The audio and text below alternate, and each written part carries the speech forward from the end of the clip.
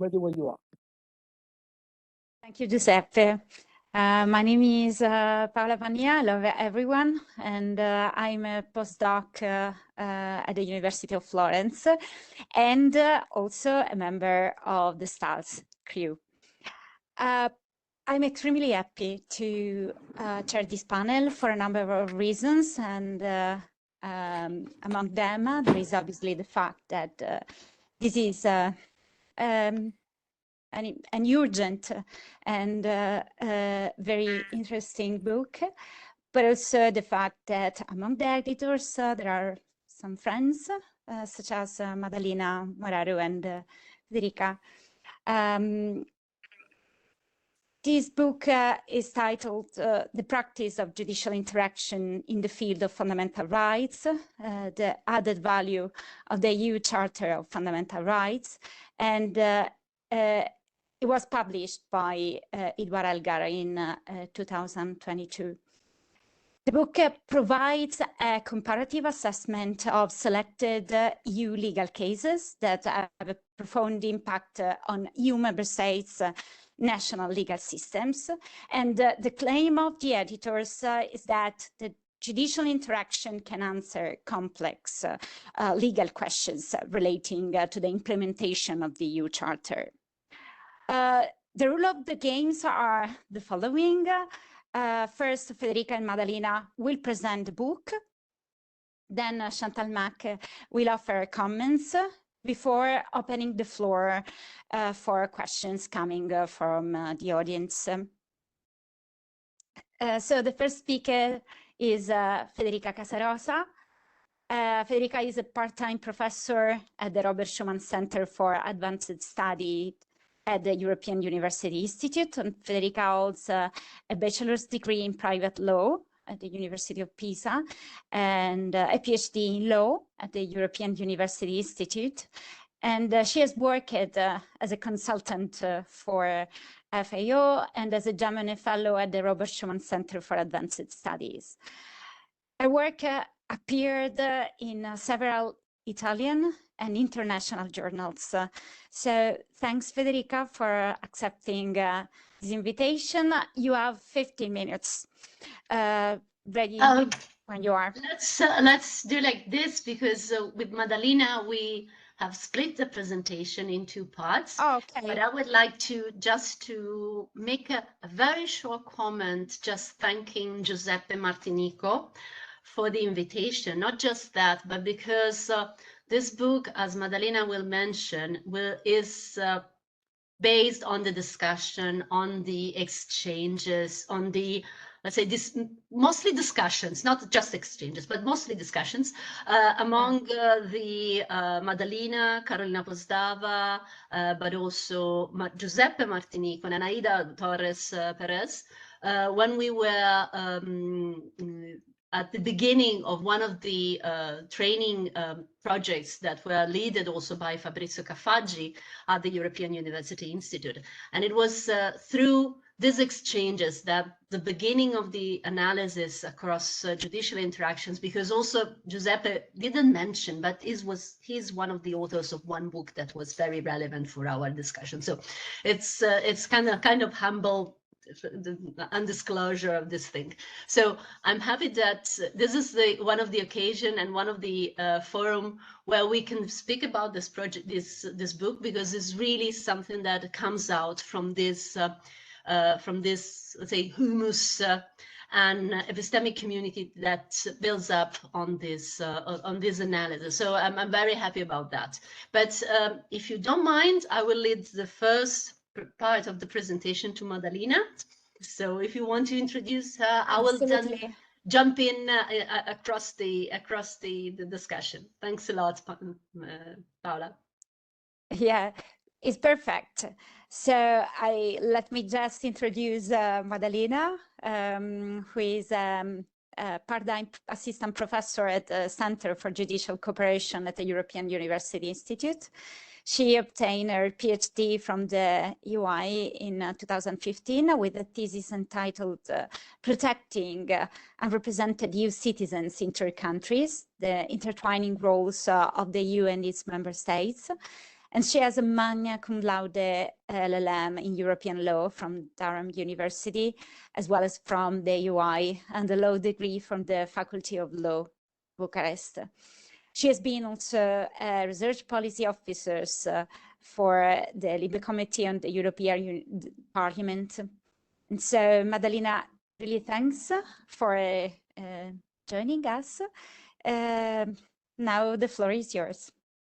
Thank you very much, Paola, for the introduction, and good afternoon to everyone. And of course, I will join Federica in expressing my gratitude to Giuseppe and Stals for hosting the discussion of this book, and of course to Paola for kindly accepting to chair this event. It's a pleasure to discuss the outcome of our research, but it's even a greater pleasure when we have the opportunity to discuss this among friends and among people that we've discussed and that research on this topic for a long time. So let me say a few things about the background of this book and how the idea arose. It actually arose a long time ago, more than a decade, as Federica was saying, during discussions that we had also with Giuseppe and other scholars on trying to conceptualize what at that moment in time was a new phenomenon, and that is interaction between courts from various member states that were trying to understand how they could implement and what actually the Charter of the EU Charter of Fundamental Rights means and brings in addition to national and international fundamental rights instruments at the domestic level. And so, although this book was published earlier this year, what it actually contains is results and outcomes over various research and training projects that were supported by the European Commission, and which all had in common to observe judicial interaction between courts from different member states, between national and supranational courts, on the implementation of the EU Charter of Fundamental Rights. And what we observed, what we noticed in these projects was that judges, lawyers, and legal practitioners in general actually struggled to ensure uniform and effective implementation of the EU Charter. And the most often heard challenges that we heard from practitioners were first the plurality of legal orders and the fact that they had to implement a piece of fundamental rights instruments that was appearing in an already overpopulated legal space of fundamental rights instruments. And while sometimes these instruments were actually ensuring a complementarity for the protection of fundamental rights, sometimes they could also be in conflict to each other. And these were... Sorry to interrupt you, Madalina. Can everybody hear? Because Yes. I'm experiencing some connection problems, so I just want to be sure that... Yes, it works. Yeah. Can you hear me well? Yeah. Great. Super well. Okay, good. It's also that I have an actually infant that is going around the house, and he might touch actually the Wi-Fi connection wire. So if at some point I'm not online anymore, then you will understand why. But hopefully would not happen yet. And so what we were trying to understand in these projects, and by working with judges and lawyers, were how actually in this overpopulated legal space of fundamental rights, they could ensure a commonality of fundamental rights. And what is an additional difficulty is the specific characteristics of EU law compared to what fundamental rights instruments bring at the domestic or international level. And first of all, that is the centralized system of implementation. So meaning that the implementation of the EU Charter was relying primarily on national courts and individuals for claiming their rights.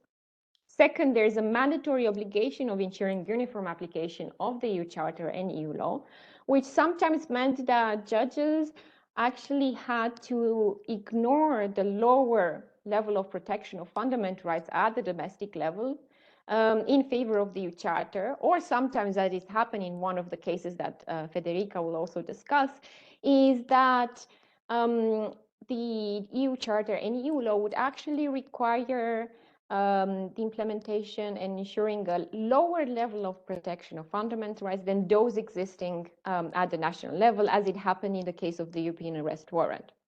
Another characteristic is a non-hierarchical court system, which means that at a certain point, the view of the Constitutional Court on the interpretation of a particular fundamental right was not the same as that of a first instance ordinary court, which preferred to give application to the standard ensured under the EU Charter. So there are all these various conflicts that could exist between judicial interpretation, but also, like mentioned, differences between the judicial role of the Court of Justice and domestic judiciaries. So what emerged from these research projects was that actually a solution to finding a common understanding and implementation of the EU Charter was via interaction between courts at different level and from different jurisdiction. And this comes what I think it's the overarching theme of the book, and that is judicial interaction, because the type of interaction that we refer in the book, that is interaction between courts at different level and jurisdiction, have most often been referred as judicial dialogue. Nevertheless, we use a different term, and that is because the term judicial dialogue has been very often criticized, among others, by Giuseppe Martinico and Aida Torres Perez, because it's a quite restrictive term and it implies a sort of reciprocity, which in our research we've not always encountered, but that does not nevertheless make the judicial interaction less relevant to the research of the implementation of the EU Charter. And just to give an example what we mean, for instance, we would find the application of a preliminary ruling by courts from a different jurisdiction than that from where the preliminary reference originated from.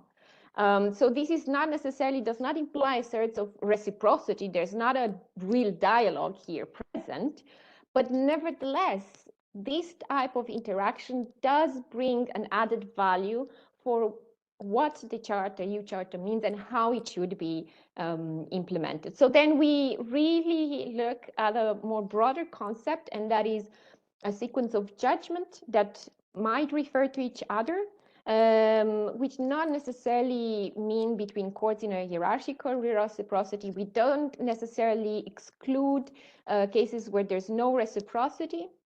And also, we look at various techniques that are used by courts and judges that have as ultimate goal to promote coherence or coordination in the implementation of the EU Charter. And so we categorize these types of judicial interaction as vertical, transnational, and horizontal. And I'll just give you two examples. Of course, the book, as you've probably seen, and Federica will go into the details, includes various different fields and authors. But I picked two that were a bit more contention, and that is asylum and the rule of law. And in asylum, what I think it's quite interesting is the fact that although we have quite a high level of harmonization at the EU level, and particularly in a procedural law, which is very much still a domain reservé of the member states, nevertheless, there are gaps in EU secondary legislation. And one such gap was the lack of a right to be heard by a judge in asylum adjudication, which created problems in several jurisdictions. And I'll just mention France and Belgium, Netherlands, Italy, where judges were actually trying to understand how they could actually hear asylum seekers without them having an expressly conferred right. And another example is the rule of law, where unlike asylum, there's no harmonization at all. And it's the very question of EU law, whether there's these questions regarding judicial independence, the standards of judicial independence, the definition of a court actually falls within the scope of EU law. And if they fall within the scope of EU law, what is the role of the Charter? And what these two fields actually have in common is Article 47 of the EU Charter, the right to a fair trial and effective remedies. And they both raise the question of actually what is the scope of Article 47, what are the legal effects, and what are the remedies. And we observed in these two chapters that are written, one by me and together with the judge Mark Lema, and the chapter on the rule of law by Karolina Pozdrava, together with a former Polish judge, unfortunately, but still very active, Jaroslav. And we observed that actually judicial interaction between national courts across member states, but also the use of the preliminary reference procedure, interaction between also the two European supranational courts have very much helped in filling gaps in EU law and clarifying what is the scope of Article 47. So I'll stop here and I would like to pass the floor to my dear co-author and longtime friend who will go into deep depth about the novelty of the book. So thank you all for listening to me, and of course the discussion is going on. Thank you. Thank you, Madalina. Thank you for this first framework of the book. Do you mind if you can still share the slides? Because that would be very helpful, and I don't have to do it in a different way. And yours were easily seen. Mine required more time to speak, to be presented. But what Madalina was already mentioning about the novelty are, of course, what we were speaking about, this perspective of judicial interactions. As Madalina is mentioning, we do not look only at the formal ways in which the courts have interacted between them, among them. And also we take into account that there may be possible impact on the decisions also of the legislator. And in one point you will see, we will also take into account the perspective of administration, because what is important in this case is that although the judges and the judiciary in more general terms are a different branch from the executive, sometimes they are called to look at the ways in which the gaps that are left by the legislator could be filled, not because they are creating in a more, let's say, literal sense law, but they are applying the law and they are working in order to make sure that this law is correctly interpreted according to what is the current situation, not just the origin and the in line, but also in line with the original objectives of a rule. So what is emerging from the book is that we look at the EU Charter as a novelty in the framework of EU law, because of course it's the, let's say, among the fundamental rights is the newest one. So it's the last edition, but it's built up on previous EU general principle of EU law. So in this sense, it's a kind of evolution, but it formalizes some of the issues. So we wanted to make sure that we understand how at the domestic level the courts have interpreted this new edition and have used it in a more, let's say, in a more strategic way, though this is a terminology that judges usually don't like because they are not strategic. They are applying the law, but at the end of the day, what they are doing instead is understanding the case and putting it in the bigger framework. Also, without even thinking being so aware of that. But at the end of the day, I can tell you that they are looking at what is happening in the jurisprudence and what it would be the most suitable evolution of the jurisprudence in order to enhance and in order to make sure that the fundamental rights are safeguarded. So in this direction, in this framework, we were looking at how judicial interactions have had an impact and contributed to the multi-level system of fundamental rights. So how the European Charter have been put into this quite difficult puzzle of the national constitutions, European Charter, European Convention of Human Rights, and all the other elements that could emerge, and how they have found a way to look at this, the Charter in a more productive way. And also, if these, again, if this has been some kind of natural byproduct of looking at the EU Charter, or it is an incident, so it's incidental, so it's not really thought of, or if instead there has been really a need to intervene in this context, and the judges have been contributing to this enhancement of fundamental rights protection.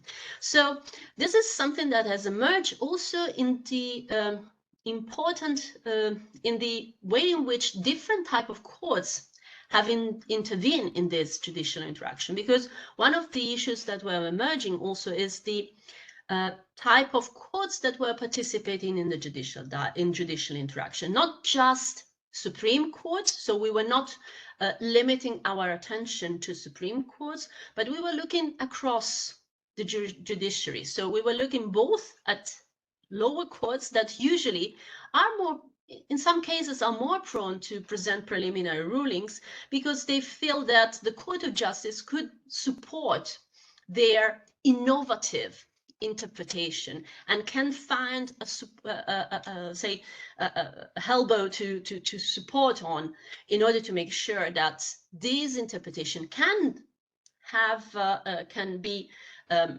can change the jurisprudence of Supreme Courts.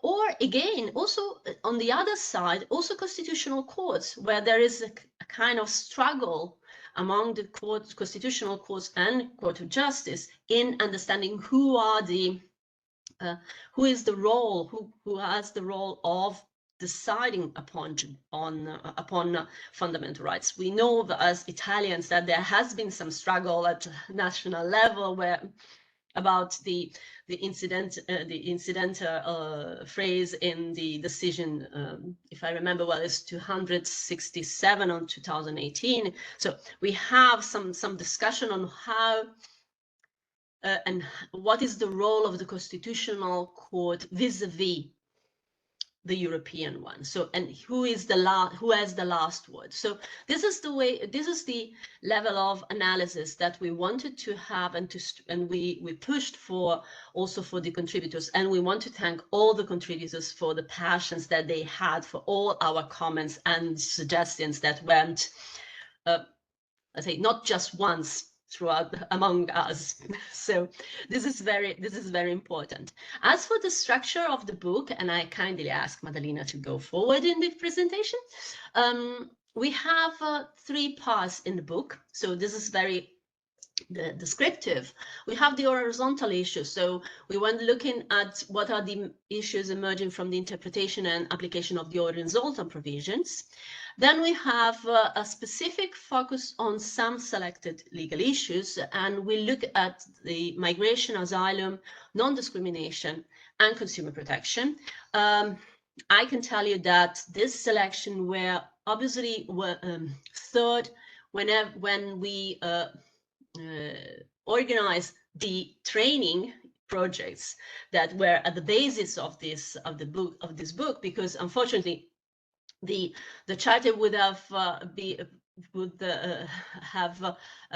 possibility to cover all legal issues that can emerge, so not just discrimination, but also social rights, but also data protection. So they were emerging in subsequent projects, but at the moment when we started the project that it's the seed upon which we build up this book.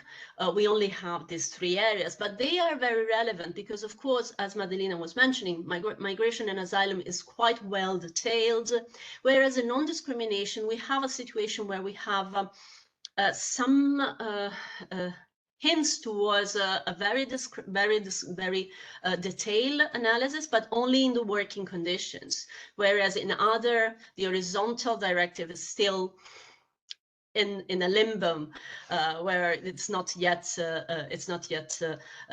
adopted. Whereas in consumer protection, it was one of the areas that were emerging as an area covered by fundamental rights, not covered, but still as one of the social rights. So it was included among the articles of the Charter, but were not originally part of the, let's say, of the framework of the original framework. And then we have remedies. So the part where we wanted to have the effectiveness and we want to achieve a result in terms of what would be the occasion of a violation, but also of the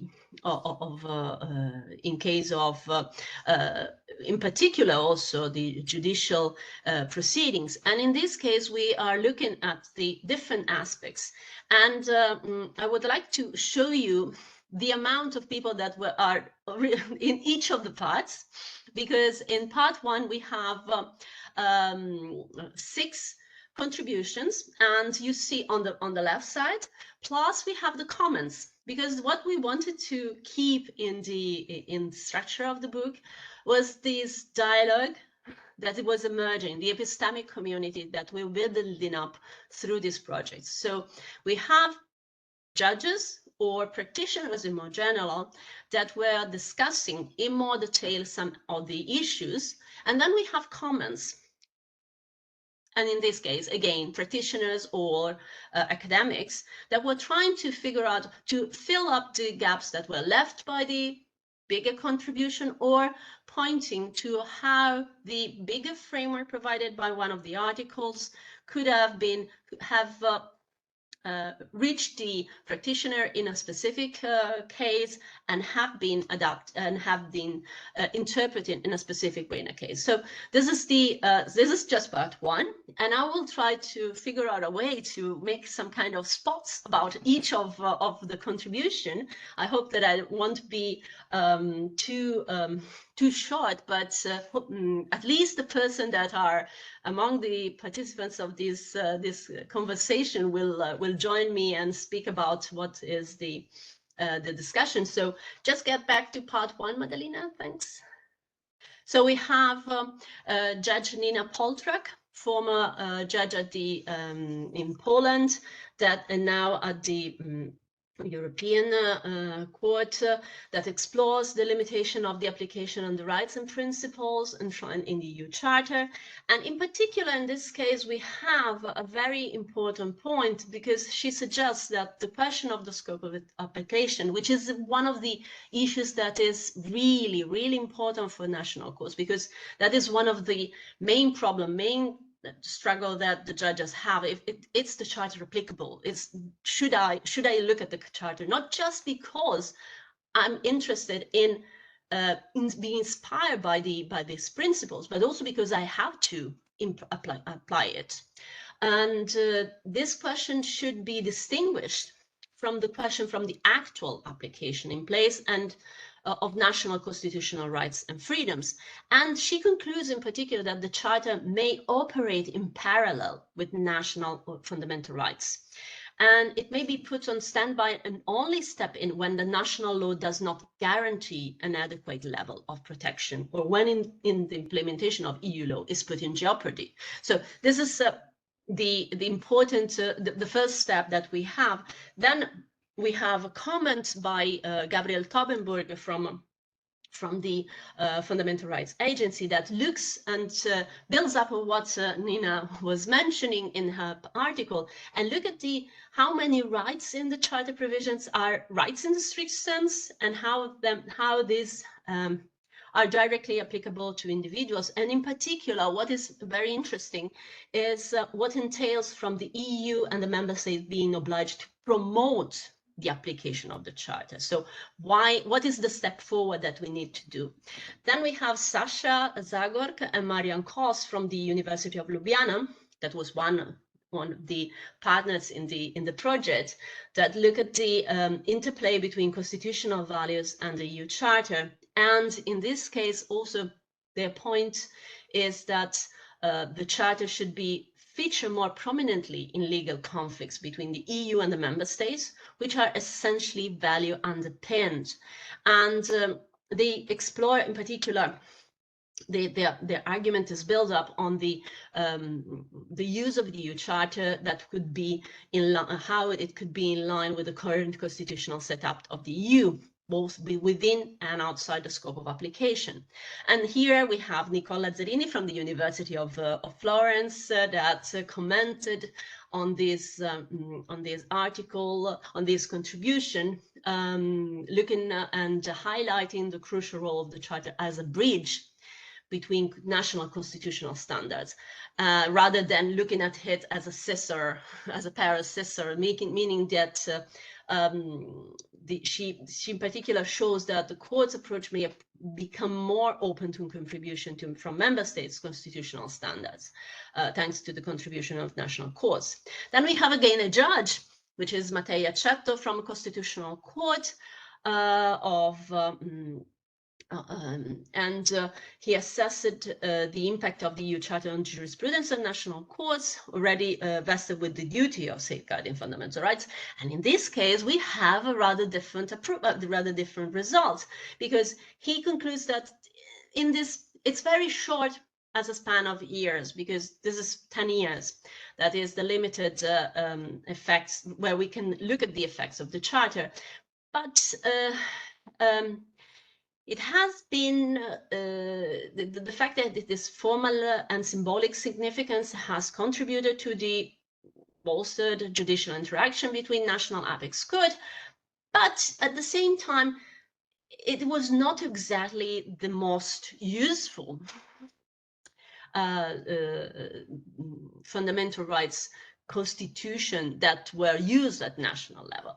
But at the same time, he ends up saying that, well, okay, this is indirect effect of the Charter may still be the true catalyst of its long-term significance. And then we have Gabriel Almay, which look at the same topic from a different perspective, and look in particular at Article 51 of the Charter that makes sure that member states respect fundamental rights. And looking at his specific point of view, it ends up in saying that the Charter effect on national constitutional jurisprudence is more incremental and indirect than revolutionary. This is very interesting, because it confirms what is the position of Judge Accetto, and it seems that it is alone to be seen as insufficient to protect fundamental rights. But this is something that is the approach, meaning that it's not sufficient as a single document, but it can be supported in terms of through the judicial interactions. Then Karolina Pozdava and Jaroslav Zvidak, he will know that I try to say his surname, but I still don't, I haven't learned yet. And they looked at the interplay between Article 2, Article 19 of the TEU, and Article 47 of the Charter. And as Madalina was already mentioning, in this case, judicial independence is really a very sensitive topic, and the ongoing evolution does not really conceal the fact that judges themselves are still seeking support from the case law of the Court of Justice to make the standards of judicial independence more specific and less prone to manipulation. So it's a struggle that is coming from the courts themselves, and the examples are taken from the Polish experience. And then we have Judge Zeller that looks at the same issue, but from a different perspective, because she compares the Austrian and the Hungarian legal system, showing that the elements pointed out as the proofs of the erosion of the rule of law in the Hungarian legal system are not so different from the features that characterize the Austrian one. So it may be possible that we look at the elements, but we don't look at the system as such, and we have some kind of bias that comes from the fact that they are coming from different countries. Then another contribution is one by Magdalena Likova and Joan Solanes Müller. Joan is a very good friend from the University of Pompeu Fabra, whereas Madalina Likova is a referendaire at the Court of Justice. So we have again a topic that is horizontal, that looks at the right to be advised, defended, and represented, and Article 52 of the Charter, and they assess if this standard has. In this case, we look at the perception and cross-fertilization with the European Court of Human Rights. And in this case, this cross-fertilization is really relevant because it shows that the two systems can work in the both directions. So it is the Court of Justice that is using the Court of Strasbourg jurisprudence, but also vice versa. And the regime of permissible restriction on the right to legal advice, under, in particular, looking at the access to lawyer directive.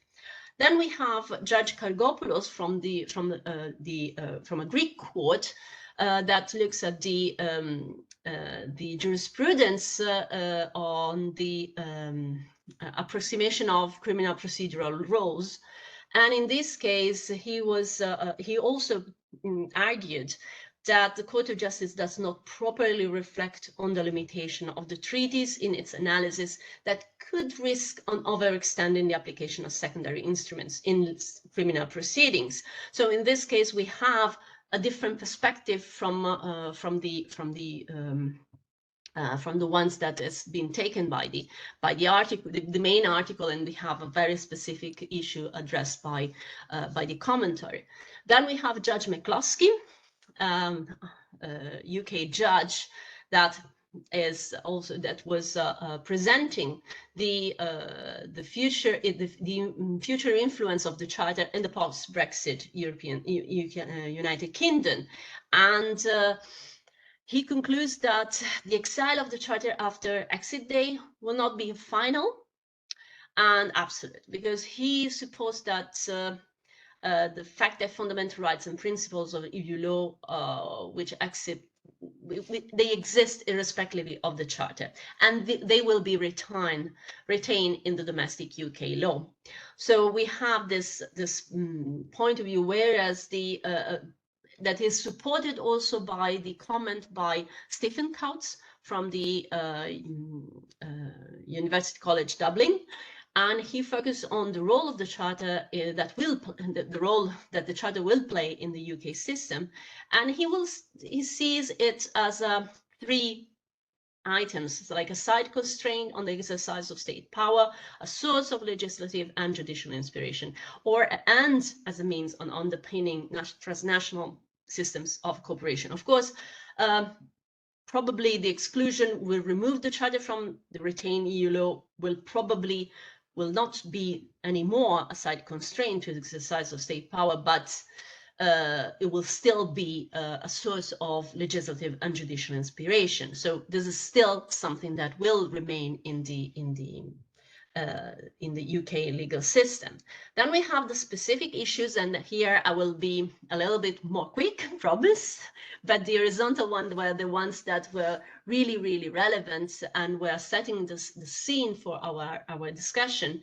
In part two, as I said, there are the specific issues, and we have three areas, namely non-discrimination, consumer protection, and then we have migration and asylum. And in each case, you can see that they are probably, we are looking at three situations where there was a vulnerable condition of the party. So the consumer, the discriminated person, and the migrant. So they are still in the situation, they are similar in terms of the power struggle.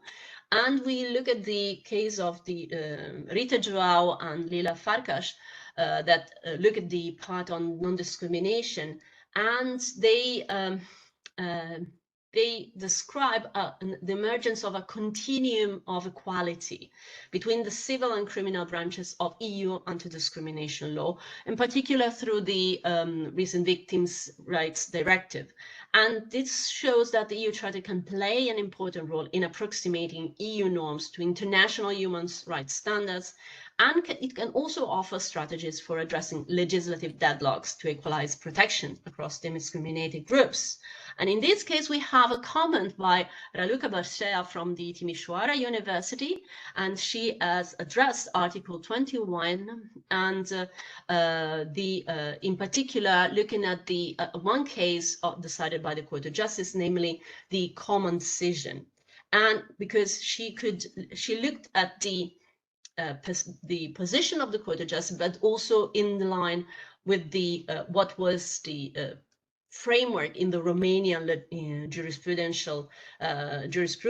and the fact that the Court of Justice disregarded Article 21 of the Charter, though it was mentioned in the preliminary ruling, is a deliberate absence of reference, cannot be interpreted not just as a form of deference to the national legal system and judges, but also to the European Courts of Human Rights, because this is still an area where margin of appreciation is still quite wide. Then we have Gruszowski and Taborowski contribution on consumer protection, and they look at the principle of effectiveness, which is a very, very important concept that has been framed and reinvigorated by the Court of Justice.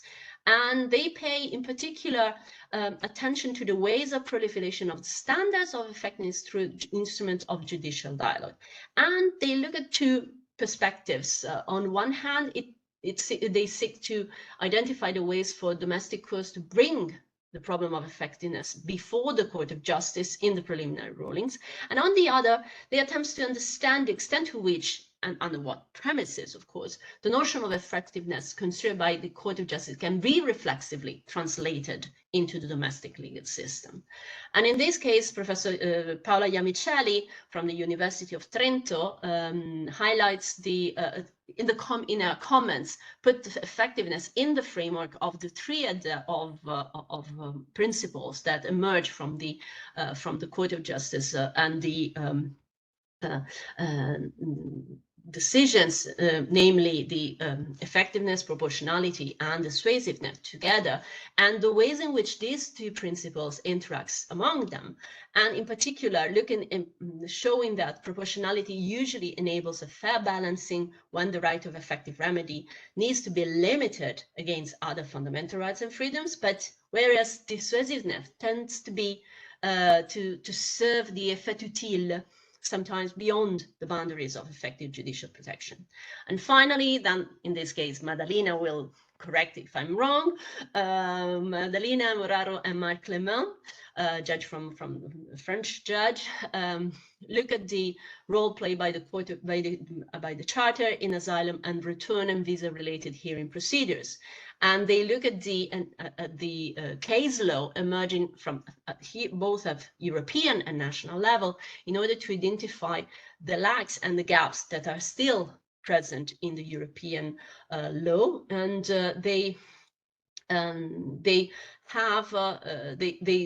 notice that there is a positive impact of the EU Charter, but also they still identify shortcomings of judicial interaction for the uniform application of the EU fundamental rights to be heard of asylum seekers and immigrants. And in this case, Judge Martina Flamini from Tribunal of Milan have provided a very interesting counterpart because she presented the perspective of a national judge that has to address the challenge of implementing a preliminary ruling of the Court of Justice in the context of a divergent domestic jurisprudence and overlapping legal sources. Because in this case, one of the another element that is important to note is that we are looking at cases where the fundamental rights are horizontal and apply across EU member states. But sometimes the legal framework, the legal context is different, and the judges struggle with the difficulties of disentangling the Court of Justice principles and guidelines from the national specificities and then adapt them to their own national situation. And in this case, it's very interesting because Martina has clarified exactly this point.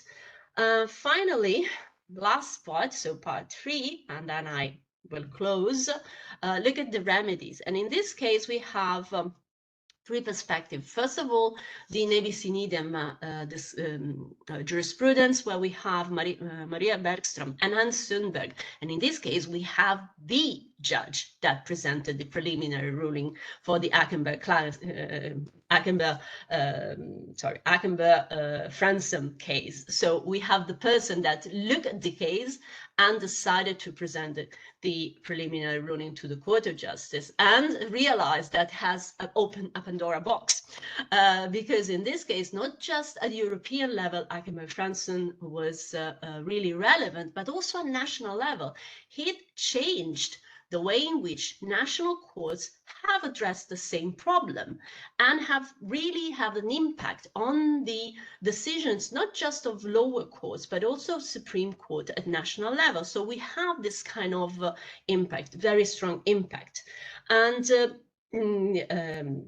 Judge Florentino Ruiz Yamuza is a Spanish judge, looks at different perspectives. So in another case, so the AY case, where the courts had made also a remarkable contribution concerning the construction of the nebis in idem principle, but within the Council decision, the framework decision 2002/584. And in this case, there is a comparison between what has been discussed and decided in Fransom and the vis-a-vis what has been said in AY case in criminal cooperation within AFSJ. So in this case, we have 2 different perspectives.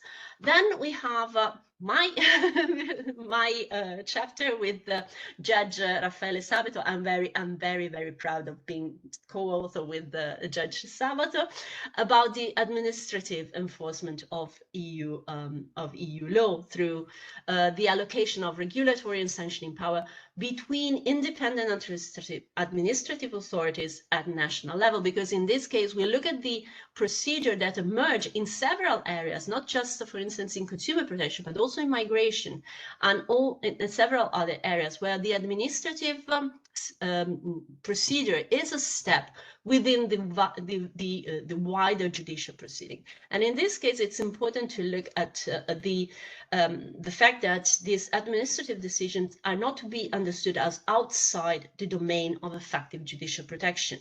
They provide an added level of protection that should follow and comply with the same principles applicable to judicial ones. They are not outside this framework, and only through the intervention by national courts through preliminary rulings, the Court of Justice had the opportunity to identify the limits and the condition for specific institutional settings so far. And in this case, we have the possibility to have the comment by Judge Markus Thoma from the Austrian court that analyzed the branches of administration and administrative judiciary in particular, looking at the context of check and balances, which is usually up to the third power, so the judiciary, to control the executive branch. But on the closer look, he highlights that this distinction sometimes is blurred, and the direction of control may seem sometimes uneven, and the range of control is limited. So it is the question posed by Markus Thoma is, what are the essentials of an administrative judiciary to be able to fulfill this function of control? Finally, another contribution, I know I have another contribution with Judge Raffaella Calò, and on collective actions, in particular, because in this case we have very specific intervention within an area, namely the consumer protection area, where we have a very strong position of the Court of Justice that is a clear hierarchy between individual and collective action, which is acknowledged by the Court of Justice, but leaves collective action sometimes as a complementary role, which is not exactly that which is not that limited, because the approach obviously conflicts with the objective of collective remedy, that is enhancing the possibility of access to justice through the collective management of disputes that are addressed by the same claim against the same plaintiff. So this is something that is missing from this perspective. And on this point, Lavinia will correct me if I'm wrong again. Lavinia Vizzoni from the University of Pisa commented on my article with Raffaella, looking at taking the lenses of antitrust law, where there is a very already well-detailed situation for the follow-on cases that emerge from the effectiveness of, the mechanism of collective redress. So in this case, the antitrust light that she shed on collective mechanisms can disclose some potentiality that are still in the direction of effective protection of the parties involved, but also some of the fallacies which deserve distinct consideration. One last intervention is by Fabrizio Cafaggi, and he also highlighted the impact of the courts of justice decisions on national legal systems, and he clarifies again the importance of how these decisions have, are also what can be qualified also as a burden for the courts, for the national courts, because they are looked at not just a simple guidelines, but also an effort for them to, again, as I said, disentangle what is happening at European level, clarify that, translate it in the national legal system, and then implement it. And one very last point is just to show you the one case that I also included in one of my chapters, because it's the easiest and I can work on it easier. Madalina, can you go in the last slide? And this is the example. Yeah. Yes, this is an example of judicial interaction. So you can see that what we are mentioning earlier on is the fact that we may have Court of Justice decisions that have an impact on in this specific case is a Spanish case that had an impact on the Spanish jurisprudence. But when you will see also in the handbooks that we published within the project, we looked not just at the simple, let's say the first step and then the step backward of the decision, but also across the European countries. You can see that there can be extensive interpretation of the same decision by national courts, but also restrictive interpretation. So it is not just the conforming interpretation that is usually used as a definition of a way in which dialogue can emerge. Sometimes it's not just, it's a quite wide concept that can say that formally I comply, but not in practice. So it's a kind of a way in which the court can use the Court of Justice decision at its own in their specific case, of course, limited by the factual circumstances of the case, but also by the way in which they see the objectives, the underlying objectives of the Court of Justice decision. And with this, I will stop, and I hope to receive comments, questions, and also from the audience. Thank you a lot, Federica and Madalina, for this thorough overview, this detailed and complete introduction. Before opening the floors to comments from people who are attending, I would like to listen to Chantal, and I'm very happy to introduce, first of all, Chantal Mak. She's a professor of private law, and in particular fundamental rights and private law at the Amsterdam Center for Transformative Private Law. Her research focuses on the constitutional legal framework for private law in Europe and the influence of constitutional law, including fundamental rights, on private law matters, with a special interest for the role of the judiciary, especially in European private law. Thanks a lot for being with us, Chantal. I will say you have the floor for 20 minutes. Thank you so much, Paola, and thank you also, Giuseppe, for giving us this wonderful opportunity to exchange on the book. I also have my copy here. And I would first of all like to say congratulations to Federica and Madalina for such a marvelous work. As someone who has also participated in the Actionis project, I know how much effort and passion and energy has gone into the organization of the workshops, the drafting of the handbooks, and then finally this wonderful edited volume. So compliments and congratulations. I think it's a wonderful achievement, and I feel honored to be part of this session and get to make some small comments and perhaps ask you a few questions. So I would like to highlight 3 particular strengths of the book, on which I would then also, for each, of course, have a question. The first, I think, very important strength of the book is that you do not only address horizontal and general issues regarding the application of the Charter in national systems, but you have also highlighted these specific areas of application, which gives us so many insights on how the Charter actually works. And I think the databases that were built in the Actionis project and its follow-ups have really enriched scholarship, but I know from the judges that you involved in the project also the knowledge of judges on how the Charter applies and what they can learn for it from their own practice. And in particular, I appreciate how you link insights from the different fields, so from non-discrimination law, consumer law, and migration law to one another. And I remember from one of the workshops, I believe it was one in Florence, that a judge who was working in asylum law said that they had never thought they could learn from consumer law how to handle effective judicial protection in their case. So I think that's a marvelous strength of this book. I would have one particular question on this dimension. So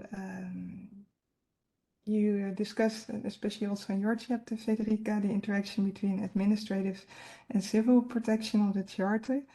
And here I think the interaction between individual and collective remedies is of great importance.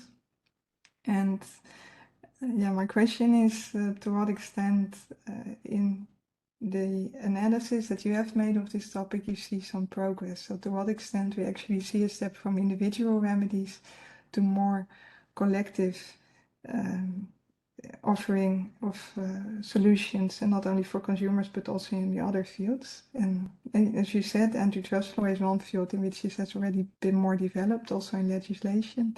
Yet I'm curious if you can highlight examples in which the case law has really brought this a step forward.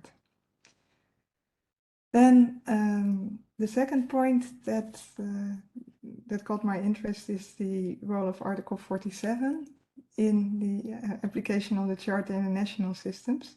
Article 47 is, to my knowledge, still the provision of the Charter that is invoked most from all Charter provisions in preliminary references. And I think your book clearly shows the potential of this provision to bring the law a step forward and also to link different fields to one another. So one specific topic that is also very close to my heart is that of the role of Article 47 in providing effective consumer protection. And there, I like that the book also shows the areas where we still have questions. So in Matthäus's chapter, for instance, he highlights that the case law of the court has also resulted in perhaps more unclarity in certain areas because effectiveness is interpreted differently in different cases. And as then is highlighted in the comment by Paola Yamicelli, it's sometimes also contradicted by wishing to listen to the consumer's preferences whether to keep the contract or not. And so it is particularly relevant for the many cases on consumer credit contracts, where on the one hand the court seeks to protect the consumer by actually giving a very broad scope to the assessment of unfair terms, even extending to terms that would in principle be considered as core terms and might be outside of the scope of assessment of unfairness. But then by saying they are not transparent, they come back in. And then as Paola rightly says, yeah, but then the consumer still is given the choice whether or not to, let's say, make use of this finding of unfairness. So I know that national judges that I've spoken with also in your workshops still struggle what this means for them. What do they have to do when they have to apply the charter in these cases? And then this brings me to my third point. What I also very much appreciate in your book is the role of the judges themselves. So you've actually co-written with judges and you've gotten comments from judges on your findings. And I think this is a great asset of this book because quite often the discussion is limited to scholarship. And by involving the judges, you also show us what are their concerns and what is their inspiration when interpreting the charter and applying it in these cases. Federica, you invited me to also link this to my own project because in the time that you were working on this wonderful book, I was working on another project called Judges in Utopia. And I think we took different but complementary views on the same area. So whereas you were looking at how the charter is applied in national laws and how also civil law plays a role in that, I was looking from private legal cases into the way that fundamental rights then help the evolvement of the field of European private law.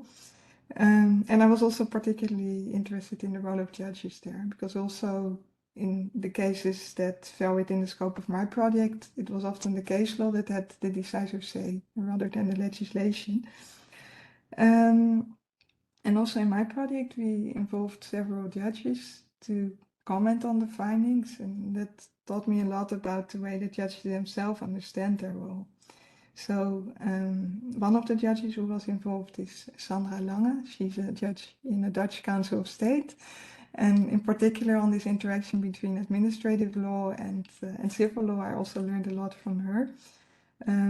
Yeah, what you just mentioned, Fabrizio's finding in the final chapter is something that I still speak a lot of with Sandra, this burden for national courts to understand what European law requires from them. But at the same time also the potential to improve the national law by referring to the charter. And then finally, one case that I think has inspired all of us is the Aziz case. And it's a famous case on mortgage contracts in Spain, which then was the first of a series of national references. And I think a primary example of judicial interaction. So the judge who referred that case, José María Fernández Siegel, he was also at one of your workshops, and he kindly then also accepted to write on this case for our book. He pointed out that despite all the enthusiasm, so the case really brought about a change in the Spanish law on assessing the fairness of standard terms in consumer contracts. If you look at the actual case of Mr. Aziz, it leaves sort of a bitter aftertaste, because Mr. Aziz in the end did not eventually get the ruling that he wished for. So the highest Spanish court did not find all terms unfair that were indicated by the judge in first instance as being problematic. And he eventually ended up still with a remaining debt to the bank of, I think, more than 40,000 euros. So when we look at this case, and it has helped European consumer law forward tremendously. It has also shown how the charter can have an influence in these cases that perhaps at first sight would not seem to be very much related to fundamental rights. But in this case, there was a link made to not only effective protection, but also the protection of the family home. And still we see that the protagonist of the case, Mr. Aziz, did not fully benefit from that. So I was also wondering, Federica and Madalina, about your findings on this, and perhaps this could then also be the start of another project, I think a more sociological one, on how the parties to the cases actually experience all this judicial interaction. But that's something then for the next few years. For now, again, congratulations on this wonderful book, and I hope there will also be more questions and interventions from the audience. I'm really looking forward to hearing what other people thought of the book. Thank you. Thank you a lot, Chantal. And now we can open the discussion. So please, you can use the virtual hand, or you can write in the chat if you want to ask questions.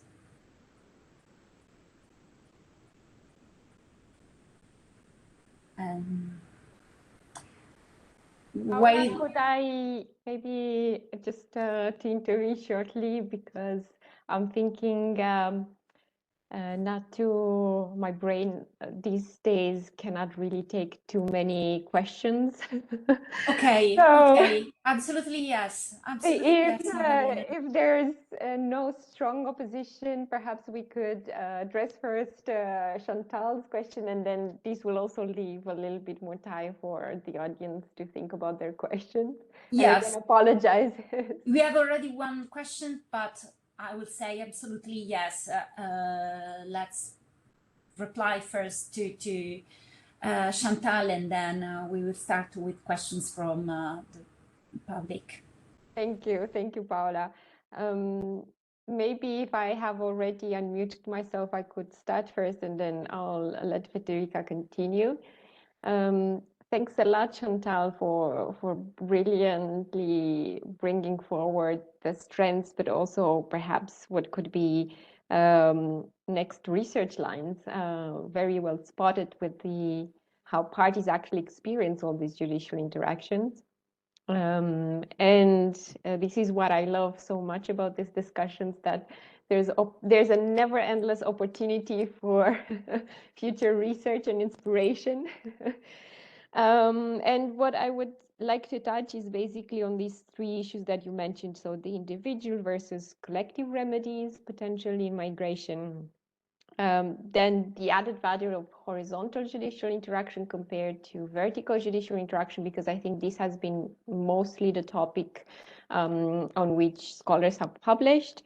And then third, involving judges. So the kind of social legal role of judges they have in judicial interaction, and policy making also.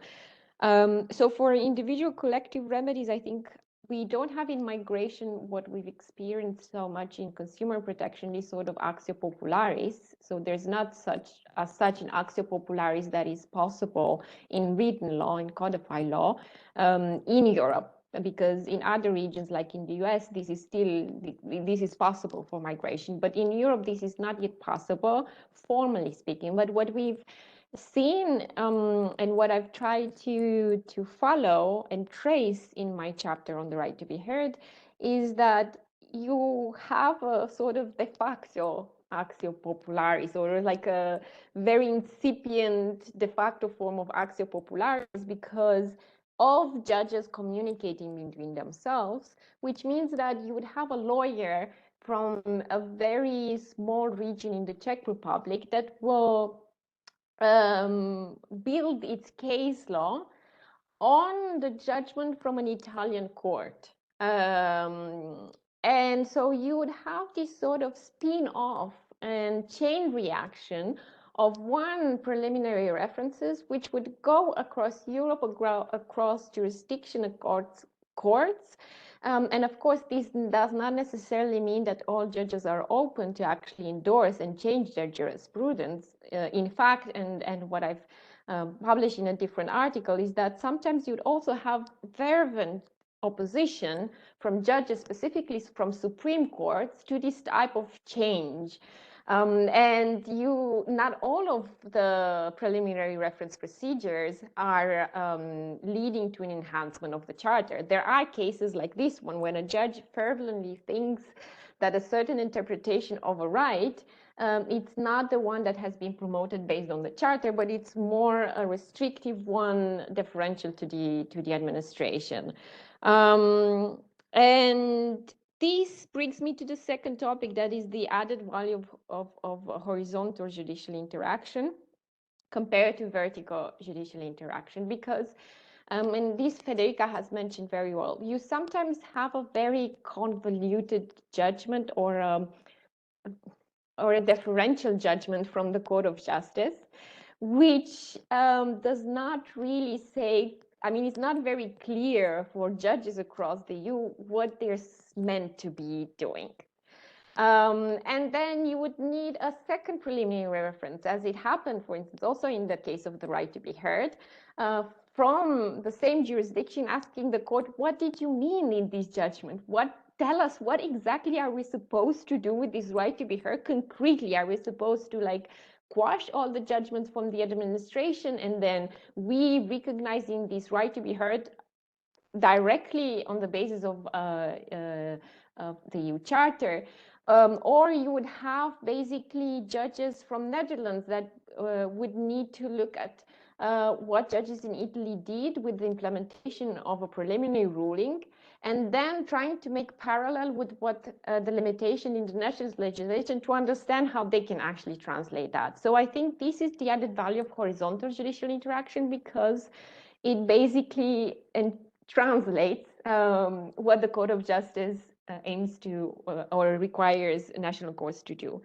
And then third, involving judges. What we really wanted to do with this book and convey a message is that we wanted to give a voice to judges, because they are needed to be listened also in forums where policy making is decided. Policy making on fundamental rights needs to be evidence-based, and you cannot have evidence-based only on what the administration or the executive is saying. You need to involve judges and give a voice to judges on how legislation at EU level should look like. And at the end of the day, courts have the last word, even though this is not pleasant for some of the legislators. So this is what we aimed so much with basically giving a voice to judges in these chapters, and hopefully the book will not be read only by scholars, but it will also end up on the table of legislators and policymakers. So well, once again, thank you, Chantal, for the brilliant comments, and noted down already the idea for the next research, and you will not escape this time.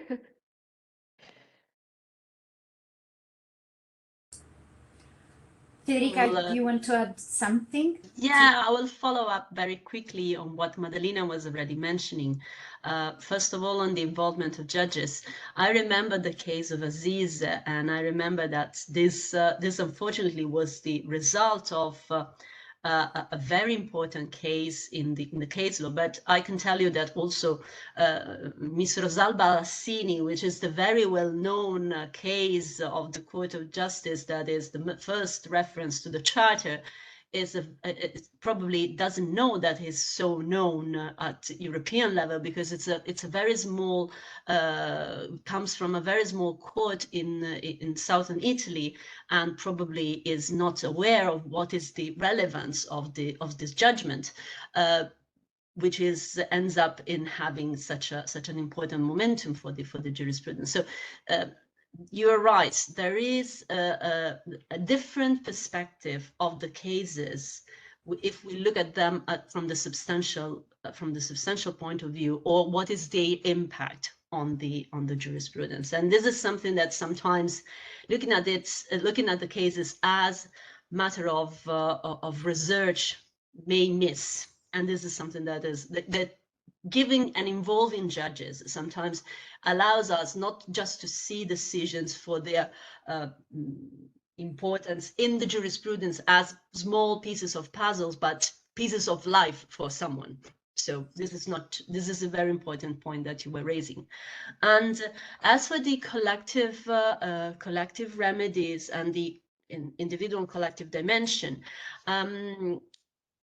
when we were when I was writing with the Raffaella, the contribution, we were starting to see the evolution of this topic with the intervention, and this I can connect with one of the questions that was mentioned also by the chat on the data protection issues. The GDPR was already mentioning the collective actions. There was the directive that was adopted on collective remedies that tries to figure out a way for covering all the cases where the consumers are emerging, the consumers are involved, but leaving out some others areas. So it's a kind of fragmented yet. It's still fragmented as an approach from the European level, which, for instance, has a different perspective from the national one. That is, and this is something that that we also introduced in the chapter about the Italian dimension, where we have a law addressing all the types of collective actions. So we have this kind of discrepancies, and probably also we will also see some struggle by the Italian legislator to figure out a way to converge, to make the convergence between the two. So this is very interesting, and but there's still. And in this case, I'm looking forward to see other cases at European level discussing the role of collective remedies vis-a-vis individual ones. Because at the moment, what was still the case, this is still the case, is that there's this kind of second level. So the collective remedies are second level because you still have kind of the difficulties of collecting all of them, so meaning that they are smaller, but at the same time, we are in a society where these collective remedies will be emerging more and more. So the fact that, and in the cross-border dimension even more, because we look at the Facebook cases, a case with the data protection violation, where the consumer protection dimension and the data protection dimension are intertwined directly. So this is very relevant. And as for the issue of the role of the judge within the effective consumer protection, and in particular, I can tell you that this is something that is emerging more and more as indirect but very strong intervention in the procedural law of the national legal systems. Whenever the Court of Justice decides cases addressing, enlarging the role of the powers of the courts, in particular, let's keep the example in the consumer protection area. You are enlarging these powers to control, to verify, which is, of course, it's something that is aimed at increasing the protection of the consumers. But at the same time, you are increasing also the power of courts, meaning that there's power and there's responsibility. And this power and responsibility goes hand in hand with procedural rules, which should be adapted. Who is in charge of making this decision? At what point of the procedure this decision can be made? When the court can, because in each of the countries you have within the mortgage, in each and every procedural system, we have different steps that are very well organized, and whenever you change a little one, you have an impact on all the others. And this is something that sometimes the Court of Justice does not realize when it provides this very strong enlargement of powers. So this is something that, and this is something that gets in the burden of the courts, of the national courts, because at one point you realize, okay, I made this question in order to make sure that I enhance the protection of, I increase the protection of the consumer, but what I receive is, wow, how can I manage to implement this decision within my legal system. And this is something that indirectly points to the legislator again, because if you decide something like that, you will not leave just the courts to decide, because in that case, it will end up in making them creating law. So it's a kind of a different balance that should be kept and safeguarded. That's it. Yeah, absolutely, Federica. I could not agree more. I can see that there is a question from Savire Sanem Ilmaz. I'm going to read it aloud. So, the protection of fundamental rights, especially in terms of the rights recognized in the GDPR in the field of data protection. Is there a practice of the court in application that crossed the border here? How do you evaluate here? As I mentioned earlier, that's the issue of data protection for cross-border. Let's say that data protection is more and more a cross-border issue, because we are connected, we are digitally connected among us, and our exchanges are based on this data processing that is occurring. And we have a lot of discussion regarding this step forward in terms of data protection, meaning the data strategy that has been implemented, that has started to be implemented recently with the Data Act, the Data Governance Act, the European Data Health space. So there are a lot of intervention that the European legislator is moving in this direction, and they are opening up, I think, several issues that may end up in being discussed before courts or before also the national data protection authorities. So we have these two avenues, and I think that in this area there is a struggle for the wider flow of data, but at the expenses sometimes of fundamental rights protection. And I think that the courts will be the last to step into this protection and make sure that these rules and the safeguards of the fundamental rights will be safeguarded at the end.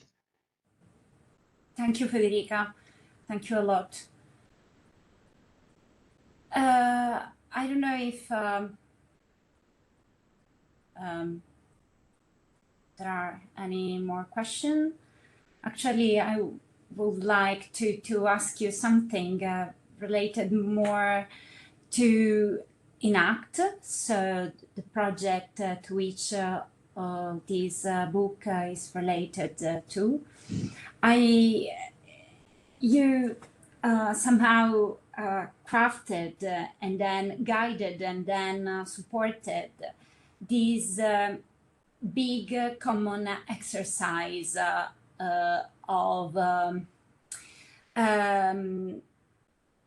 common training, which is not only a common training among judges and academics, but also, as you said many times, among judges themselves.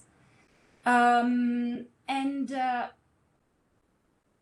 also somehow you guided and promoted the common influences that there were among judges and academics. So I wanted to know more about your role in these two specific aspects, and also which are the main lessons that you have learned, and which are those aspects that still need to be addressed.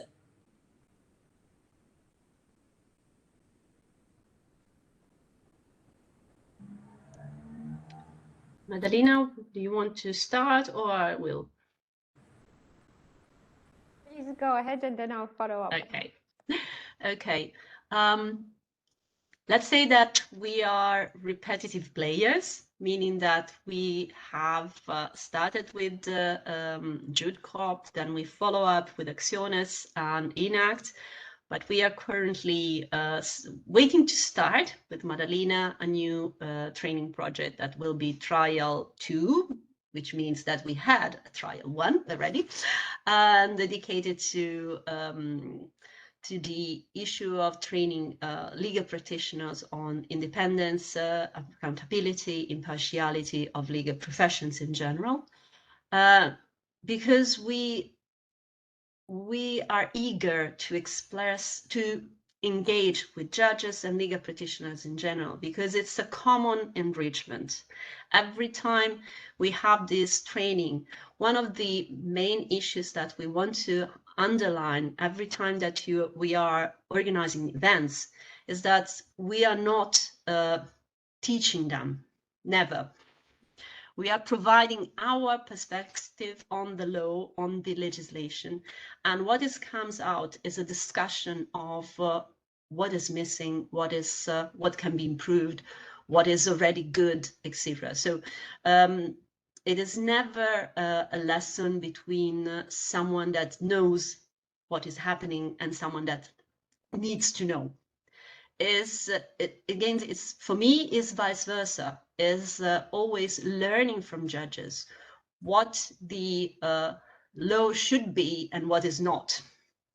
So in any single case that we have this training projects, it's not just because we want to have we want to let's say show how well knowledgeable we are, but rather to learn from them and to make sure that there is an epistemic community that is built up and can create a network of trustful colleagues across Europe.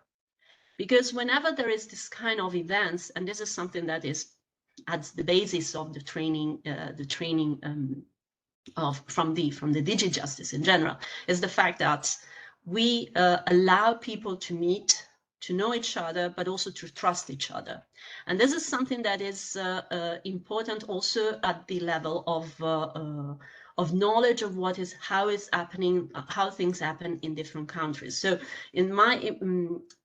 I think that this book is one of the byproducts of this type of exchanges, because it's based on the fact that it is not something that is we edited, but we collected. Let's say we collected work, and we participated in this discussion, and the fact that the people participated, were engaged in the discussion, were eager to show what was happening, what the issue at national level, how the issues were emerging, how they were framed, etc., was very relevant for them. So this is a way of voicing this type of issues.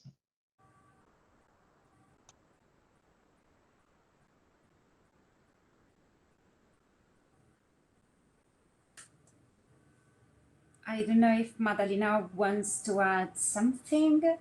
I think Federica brilliantly said. Just one wrap-up idea. I think what maybe our role has been for all these training events, I could just summarize it as facilitators for a common framework for discussion, and also reflecting on what we've heard during this training, and how all this judicial interaction that we observed, not only as outsiders, but also sometimes as creators somehow, because some of these judges that actually participated in these trainings learn and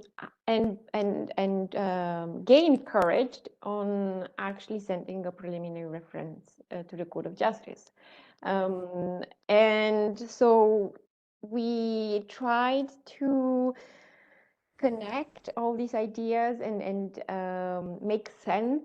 If there's any common theme that we actually seen running as a sort of red thread throughout all these years and all these trainings, and what we could say has been achieved in regard to the EU Charter. And I think this is perhaps the ongoing struggle is definitely the EU Charter, because with EU secondary legislation, I think it's clearer in the sense that you would have a sort of piece of legislation that more or less details what you need to do.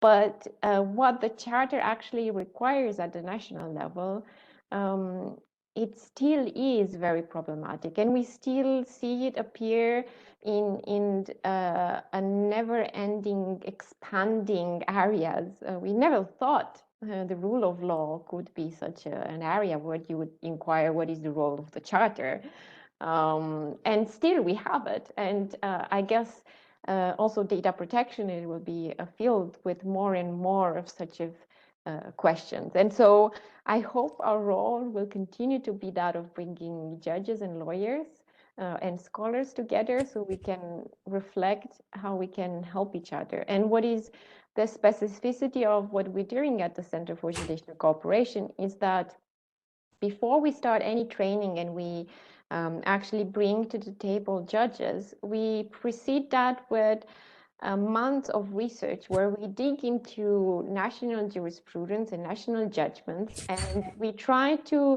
come up with a list of common questions and common problems that could be solved by way of horizontal discussions between judges. And so when judges come in Florence at the center, they're faced with solving concrete cases that build on facts and questions that are taken from different jurisdictions, and they are forced not only to reflect of how they solve their own problems, they're forced to reflect how they solve problems in other member states. And so this sort of inspiration and discussion is, we could say, is another form of judicial interaction, but we did not have the time to actually also deal to the social legal aspect of judicial interaction. But again, it's a field that has so many different facets and possibility for research. We just hope to be able to continue this research in the future, and of course bring new collaboration and scholars to our discussions. Indeed, it appears a very promising path that still need to be yes, and actually, Paola, now, because I wanted to say something, and of course, my apologizes, my brain taking care of small baby. It's not as efficient as it used to be. But what I wanted to say, and of course, this is an endeavor that we had together with Paola. What I think it's maybe we experience with judicial interaction, and it's unlike what we've seen in recent years, is this expansion in constitutional terms and themes, because we thought these constitutional themes as judicial independence, rule of law, the level of protection of fundamental rights, they will be the domain reservé of constitutional courts and member states. And it doesn't happen in this way. And in your chapter, also in a special issue that we published with the European Journal of Legal Studies, you actually very well pointed out to that on what judicial interaction could do for core constitutional themes. So yes, definitely. Indeed. Never ended. We are going to think about something to address it even better.